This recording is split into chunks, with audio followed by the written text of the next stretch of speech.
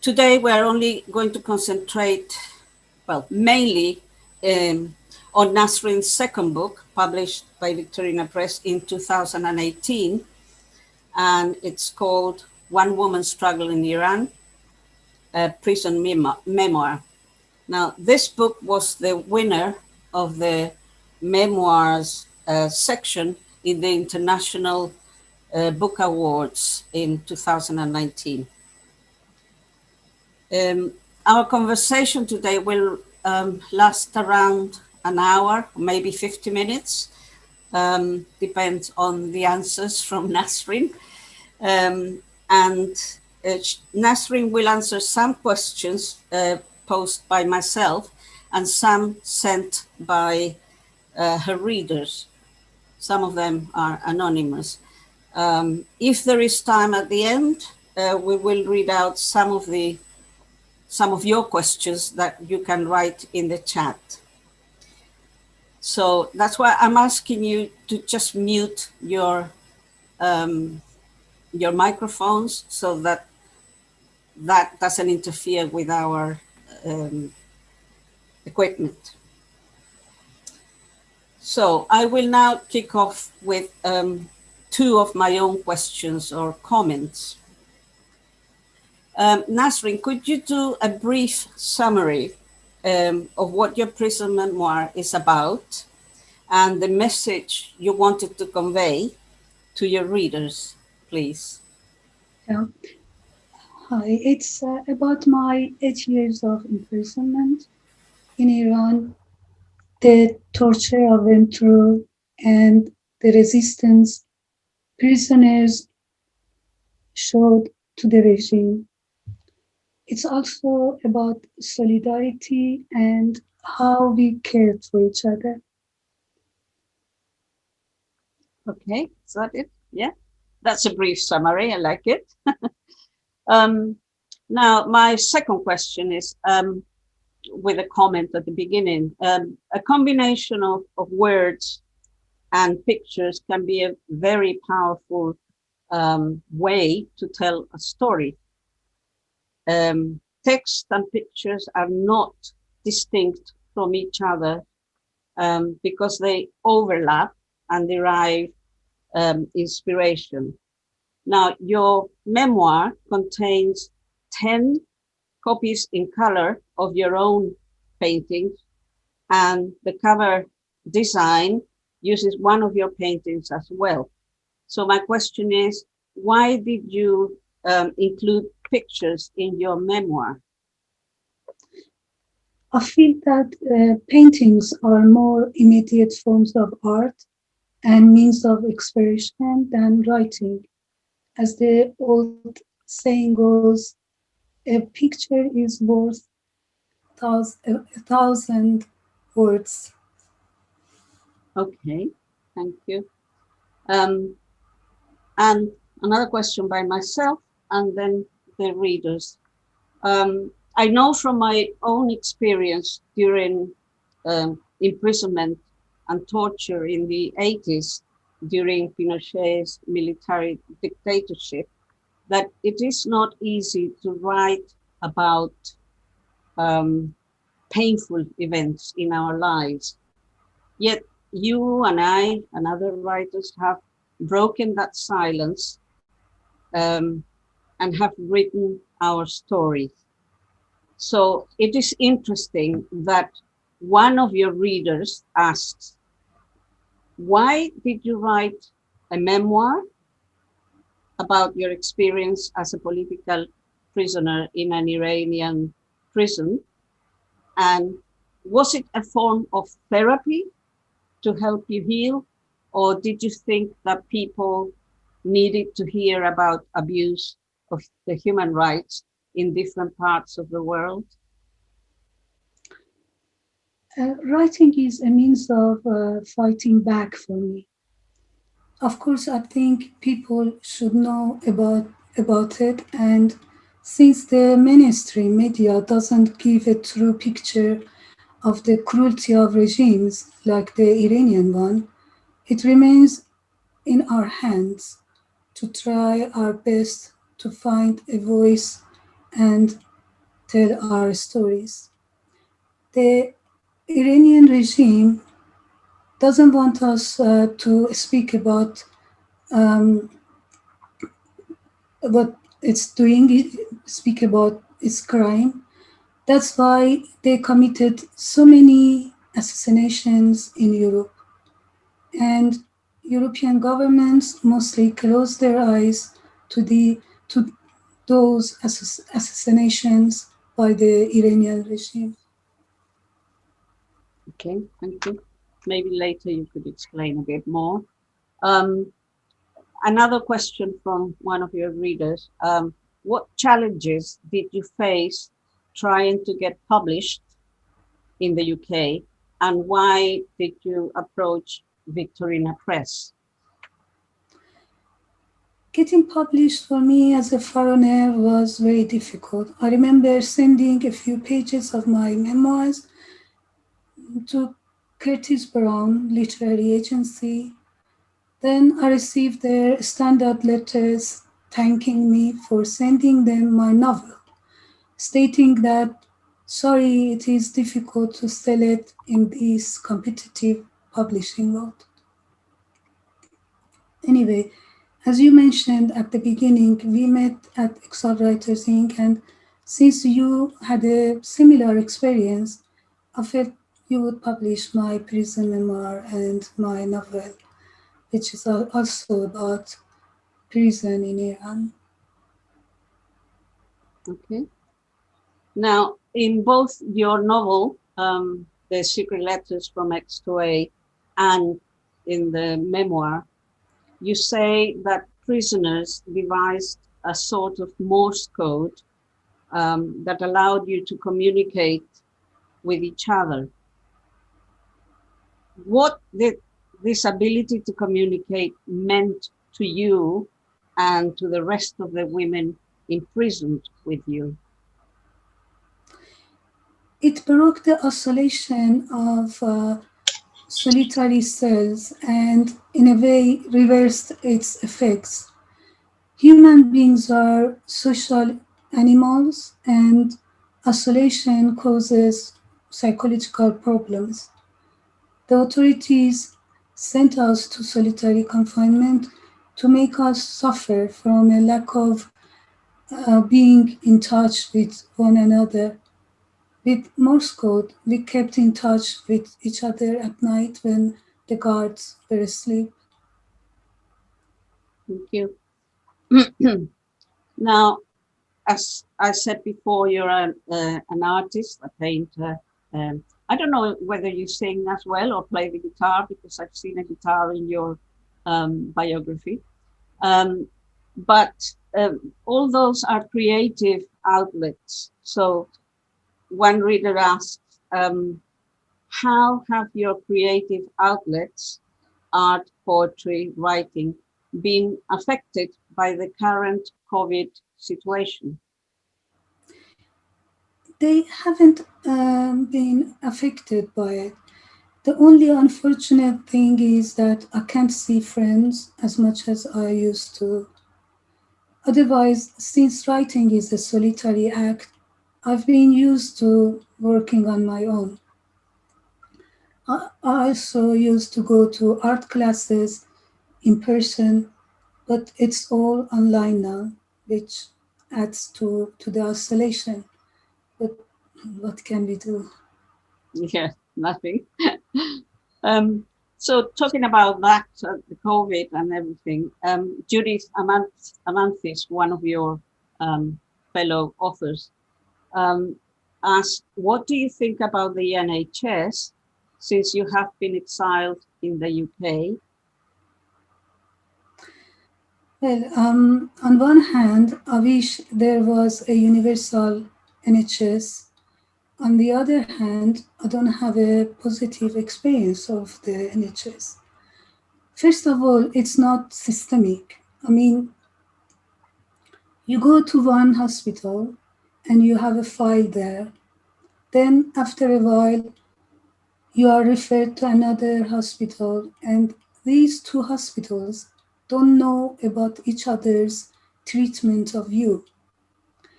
Apart from this, for about 20 years, my doctor misdiagnosed my epilepsy with migraines. He knew I was tortured in prison, and with all symptoms I had, he should have sent me to have a scan of my head, but he didn't. Okay. Um, now, Linda Berg asks two questions. The first one, she starts by commenting on something, and then she asks the question. Um, can you tell us more about the role of women as jailers and sometimes perpetrators of torture? The book picks up on feminist themes of women's roles.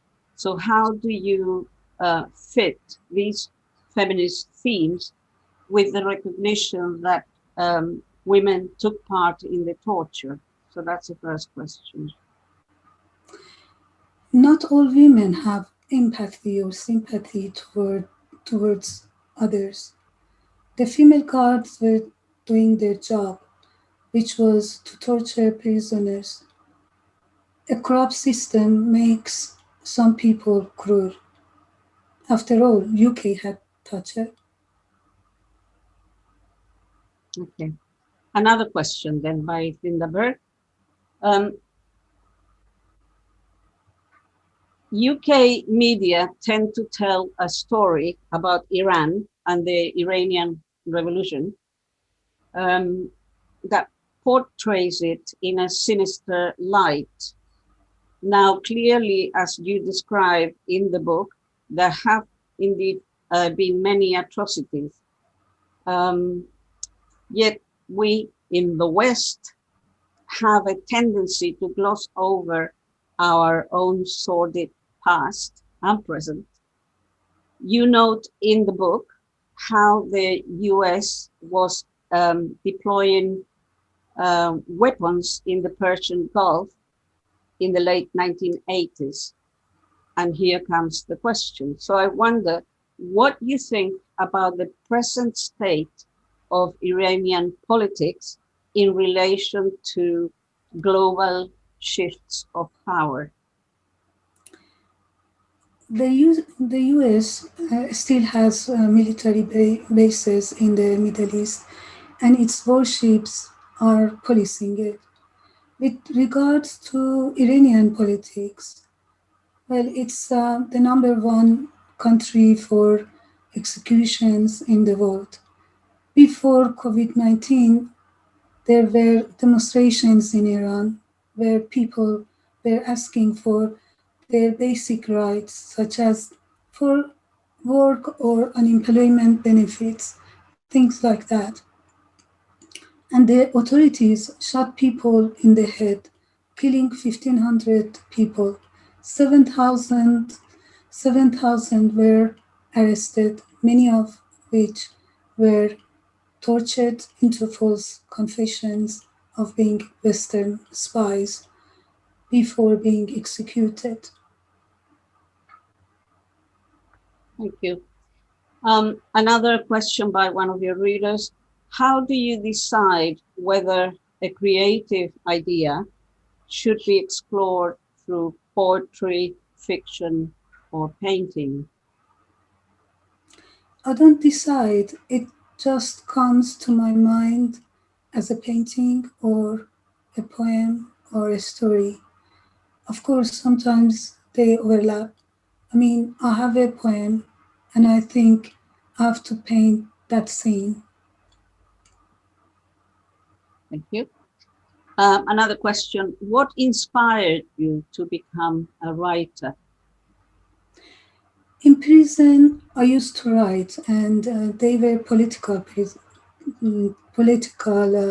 writings, which we shared in secret. But here, one day, when I was at freedom from torture, waiting for my therapist to come and take me, I saw an advert on the wall. It said something like, "If you'd like to write your story, contact Sonia Linden."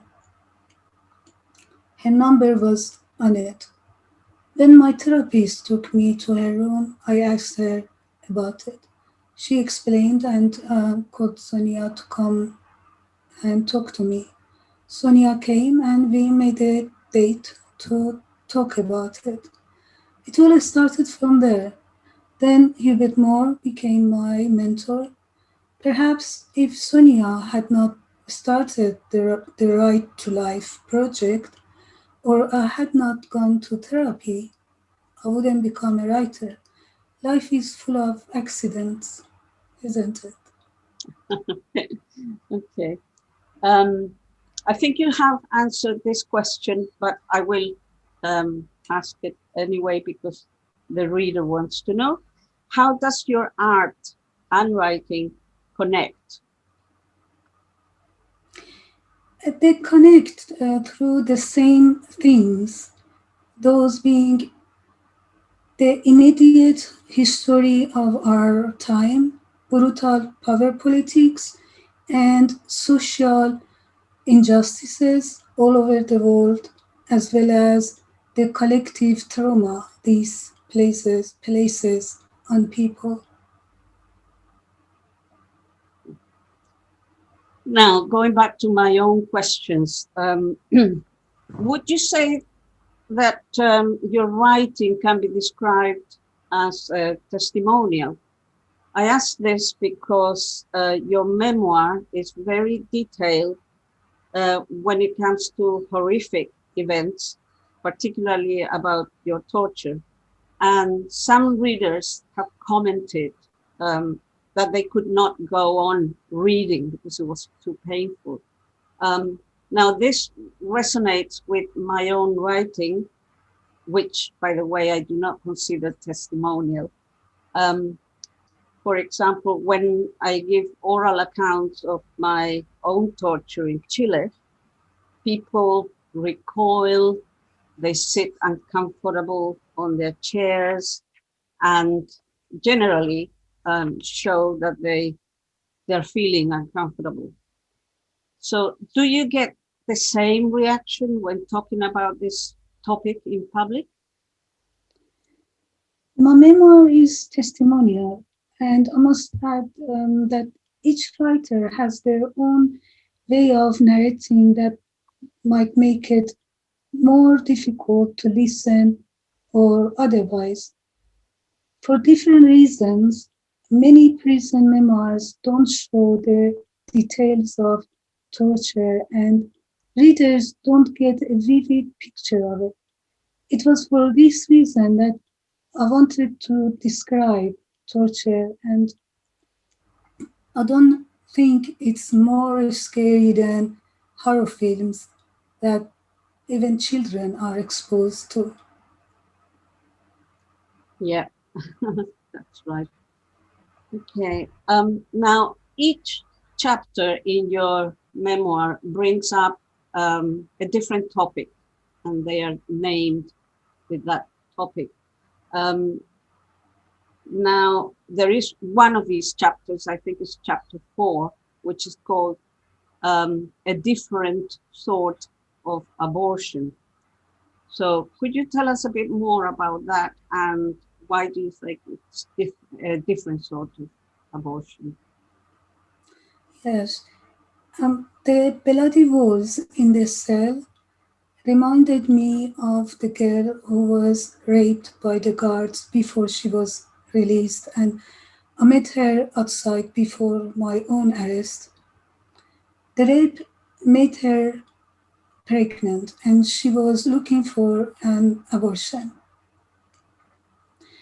Unfortunately, we couldn't find a doctor who would do the abortion with the little money we raised. So she killed her baby when it was born. The woman who was in my cell before me lost her baby to miscarriage because of torture.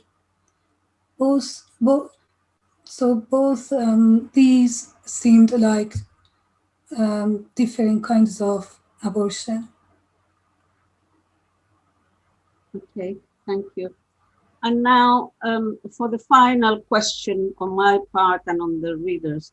The first place they took you to after being arrested was the interrogation center in what it is now known as the Ebrat Museum in Tehran.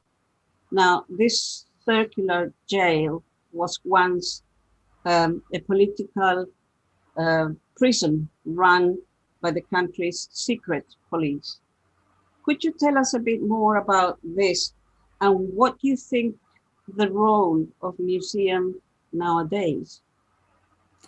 The regime used the museum to tell people how the Shah's regime used different kinds of torture on political prisoners.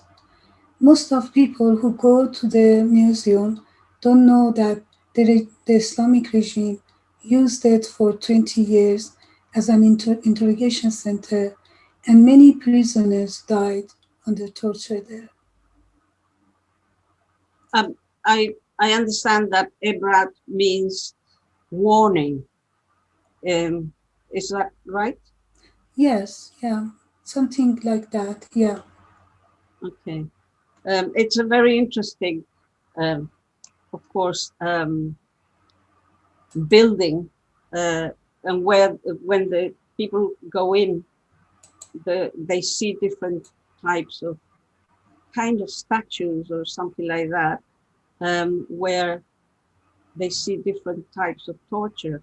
Is that right? Or Yes, different kind of tortures are displayed in different rooms, and yeah, it's a kind of warning to people that if you get involved in politics, that's where you will end up. all right.